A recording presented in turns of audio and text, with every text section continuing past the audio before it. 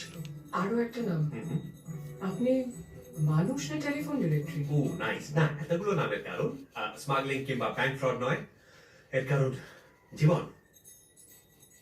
আপনি একটু প্লিজ ছেড়ে আসবেন। আসছি। এর আগে আমার নাম ছিল আনন্দকর। আমি হেমলক সোসাইটি বলে একটি প্রতিষ্ঠান চালাতাম, যেখানে আমি ঠিক করে সুইসাইড করতে শেখানোর নামে মানুষকে আবার বেঁচে ওঠার, বেঁচে থাকার প্রেরণা যোগাতাম। 3 দিনের একটি ক্র্যাশ কোর্সের মাধ্যমে অ্যান্টি ডেথ এবং প্রো লাইফ ট্রিটমেন্ট একই সঙ্গে দিয়ে তাদের মনে বন্ধুত্ব, প্রেম, সম্পর্ক এগুলো সম্পর্কে জ্ঞান সঞ্চার করে তাদেরকে আবার জীবনের মূল স্রোতে ফিরিয়ে আনতাম।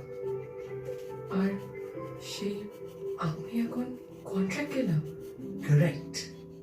কিন্তু কেন? মানে